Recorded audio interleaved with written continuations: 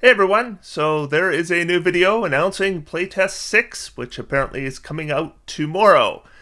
So I want to go over the video, but the first thing I should mention is great timing. I'll be heading out of town starting on Friday through till Monday, so I won't be working at all during that period of time. So obviously, whenever there's a playtest come out, I do content on it and analysis of it, which I will be doing, but I'm going to be starting a little bit late this time.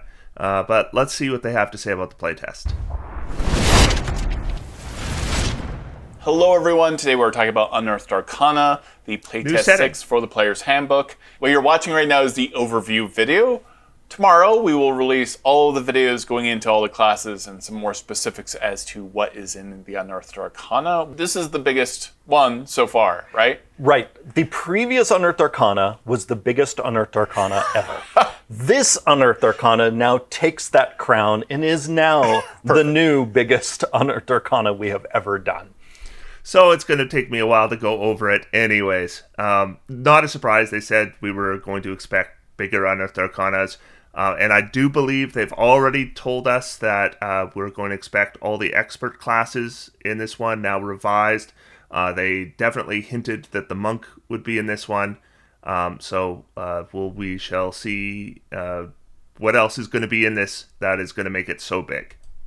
And in addition to 7 classes, there are also 7 classes. All right, so we're definitely expecting the ranger, the rogue, and the bard, and the monk. That's 4. So we'll have 3 additional classes. So let's see. They'll probably redo the cleric and the paladin and the druid. That'd be my guess. So revised spells. There's even a brand new spell. There are brand new subclasses, because also for the first time in the playtest series, the classes that appear here all have multiple subclasses now. And so some of those subclasses are revisions of beloved subclasses from 2014. Right. And in a few cases, we are introducing entirely new subclasses. Now, they have previously announced that they are going to be going back to the old subclass progression for all classes. So regardless of your class, it's going to follow the old progression with the exception of the first level that the subclass is introduced. That will remain standardized at 3rd level, but other than that, they will follow the old subclass progressions. What that means is some of the classes here that we've seen so far, and we've seen, introductory subclasses for them, they will have fewer subclass features than they did in earlier Unearthed Arcanas, because they will have fewer levels where subclasses get an additional feature. This is the first Unearthed Arcana in the series that represents a lot of refinement based on the playtest feedback that we've been receiving previously in the series.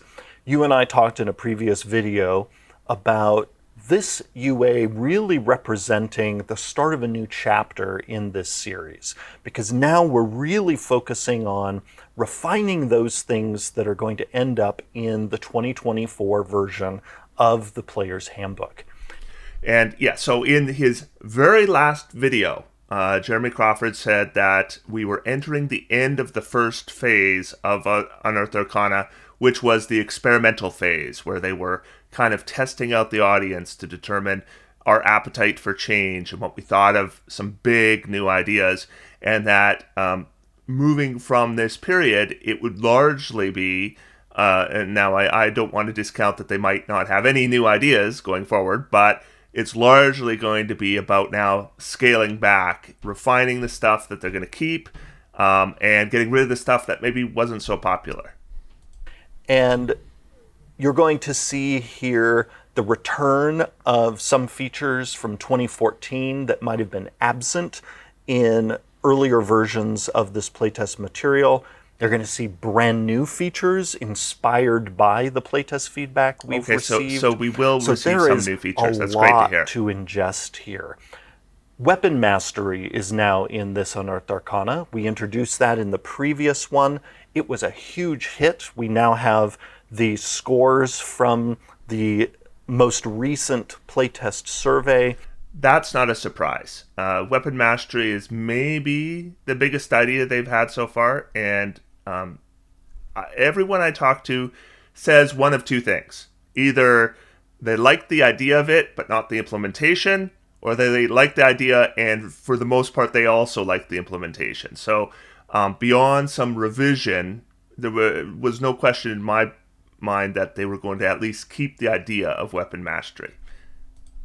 And weapon mastery is here to stay. We will be refining it. We'll be digging into the details of some of those options. But now that we've seen... So definitely want to see some changes to cleave, topple, and flex. Those are the three I think could really use some refinement. Seen that this feature is beloved, it now appears in additional classes. You're going to see it in this Unearthed Arcana in the Rogue, the Ranger, the Paladin, the Monk. And now those classes get to have new tactical experiences because of the introduction of weapon mastery. So hearing that weapon mastery is now actually just going to be a built-in feature for the Rogue, terrific. I imagine there will be some restrictions on what's available, but including things like Vex or Nick as rogue options for weapon mastery, I think will go a long way to improve what we saw was a very lackluster rogue in the Unearthed Arcana. And so there's been a lot of conjecture. Are they going to add it to Paladins and Rangers? Apparently, yes, they will. So that's great. I got to imagine to a more limited capacity than we're going to see in the warrior classes.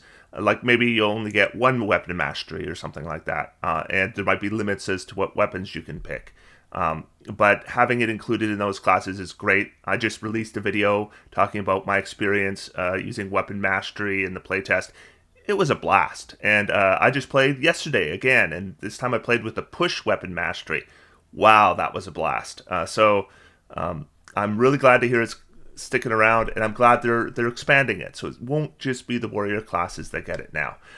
What I would love to see is, now I don't expect to see the warlock in this Unearthed Arcana, but wouldn't it be nice if the blade packed warlock got access to weapon mastery? Maybe. I hope so. Also, something that is true of all 7 classes is their 20th level features have returned to 20th level. Oh, okay. We had been testing for a while. Okay, so what they had been doing is they had been taking the Capstones, the 20th level feature, which we call Capstones, and taking them down to 18th level. And in some cases, they were revised. Some cases, they remain the same. But like with the Barbarian, they watered it way down and split it between multiple levels for some reason. So it sounds like they're going back to 20th level. So I wonder what's happening, because they had done an epic boon at 20th level. So you got an epic boon feat and a +2 to your primary ability score. So it'll be interesting. They put a lot of work into epic boons. So I'll be interested to see what they're going to be doing with those. The introduction of epic boon feats at 20th level in each class. Looking at the playtest feedback we've gotten since last year, there's interest in epic boon feats, but it's clear that people were not interested in them replacing their class's 20th level feature. Now, they never actually technically replaced them, because we had taken those 20th level features and moved them to 18th level, but really the sentiment has been... I mean, I gave this feedback in my own survey that I was okay with epic boon feats. They didn't bother me, but it didn't seem as special to get to a 20th level in a class and not have something specific for that class. There's something about that that's appealing. And if you move those features back to 18th level, well, they're not 20th level features anymore. They maybe used to be 20th level features, but it's part of it is getting it at 20th level. That's part of the mix that just gives class identity. You take this class right to level 20, you get this special thing. been that people want their 20th level feature to be specific to their class. Yeah. There's a note in the Unearthed Arcana that we will continue to explore epic boon feats, but we'll do that in a future Unearthed Arcana. And so now the focus is back on the 20th level features that each... So what that suggests to me is that the Player's Handbook 2024 version will have epic boon feats in it, but maybe they won't be part of class features anymore. They'll just be like, if you carry on at level 20, here's how these work. Now epic boons were in the Dungeon Master's Guide before, but it looks like there might be a move to the Player's Handbook and, of course, changing them to feats. Class gets. In some cases, those features are the same as they were in 2014, but then in other cases, we have introduced some brand new 20th level features. The very first class in the list, the Bard, has a brand new 20th level feature, Words of Creation. There were other... Now I'm just trying to think. So there's a College of Creation Bard. Do they have a feature called Words of Creation? They have one, I think it's Performance of Creation. And I'm just curious, the word creation makes me wonder if they're maybe taking a feature from the Creation Bard and porting it over to the main Bard. But I love to hear that the Bard is getting a new capstone because their old capstone was not very good.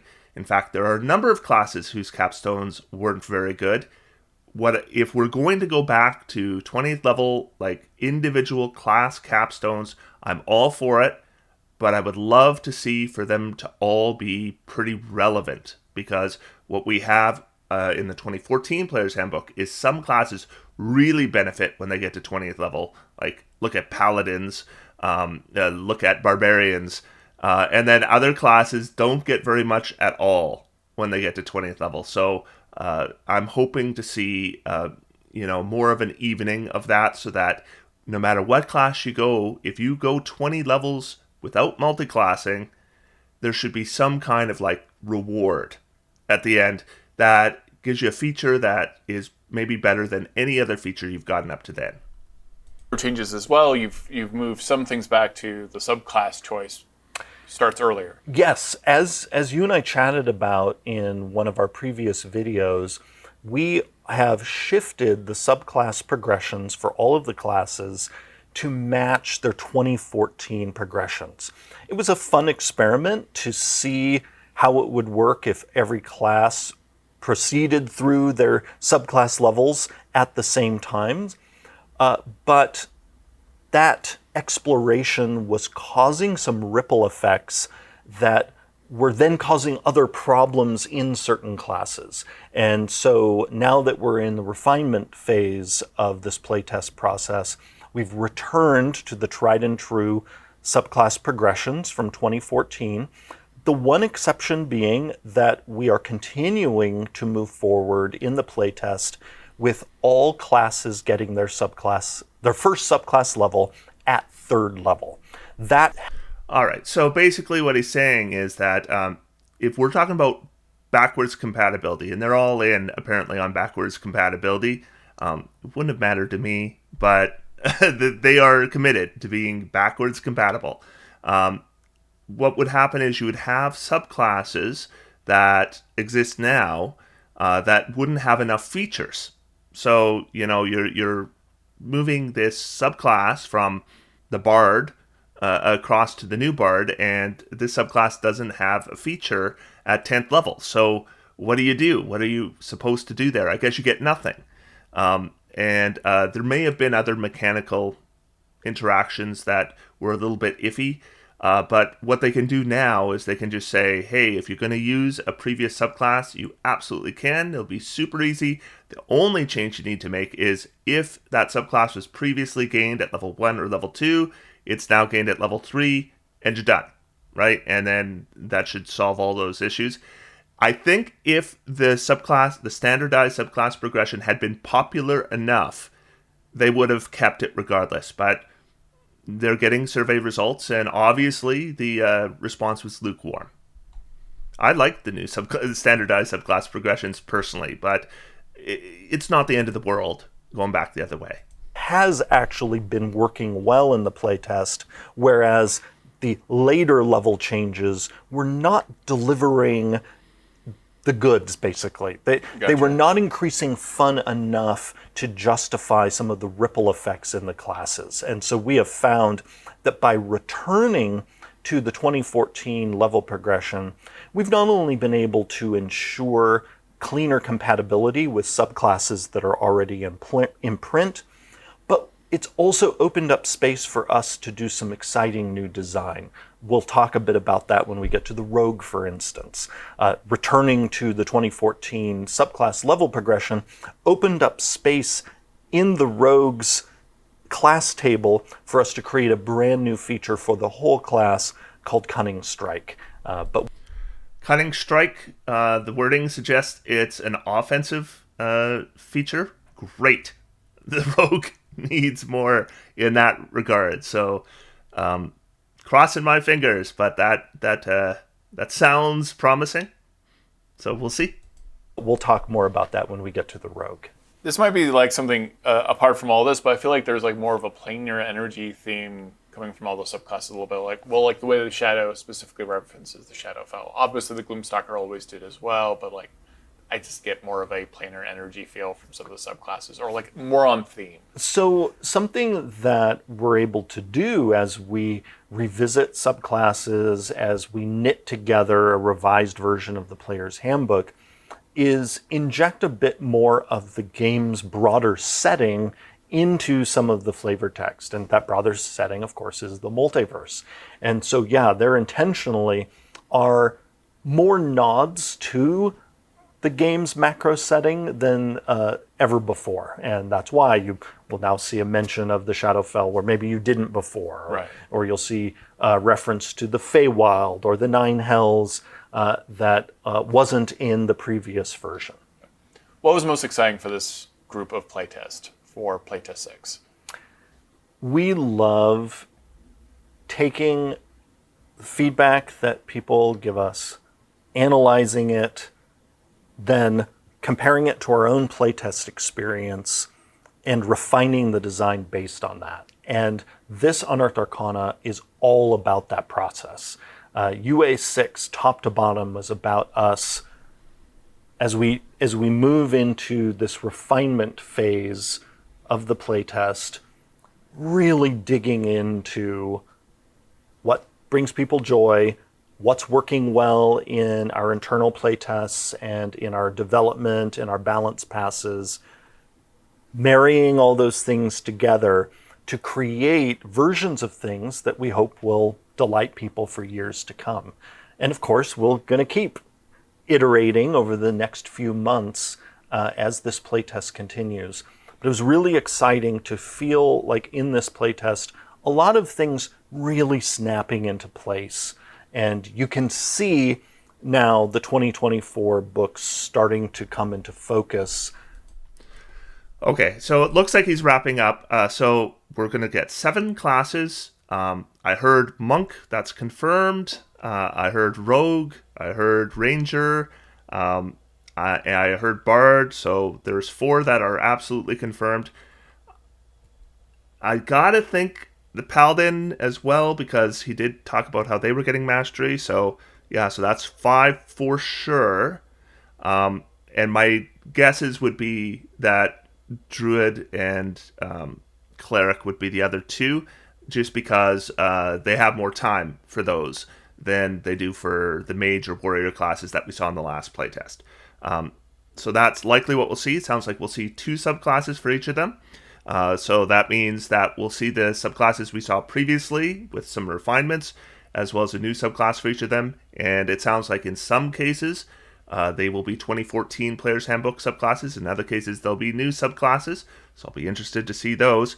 He said new spells, or he said a new spell. He said there would be spells in this version.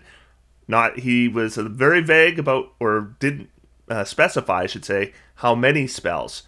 I know there's a pretty set list of the spells I really want to see. boy, I hope to see conjure animals there, for example. In fact, I'd love to see all the summoning spells there. I'd like to see the shield spell there. So we'll see about those kinds of spells, but boy, it would be nice to see some of the outlier spells in this one. I sure hope they're there. I'm also curious to see whether we'll have some revisions to Weapon Mastery already, because they have not had as long for that. But they may have the ability to actually get some of the survey responses and actually make some changes for this playtest. So we'll see. But it's possible Weapon Mastery won't be changed yet, but it is possible. But it does sound like we are now going to see a more refined product than what we've seen before, a little less loosey-goosey. So I'm really excited to see it. And like I said, I'm on a road trip for the next 4 days, starting on Friday. I'm around tomorrow, so we'll see what time it drops. But then Friday morning, I'm out of here, and I'm not back till Monday evening. And I might spend some time in hotel rooms reading, but I definitely won't be producing any content until I get back. But I'm guaranteed to have tons to say on this.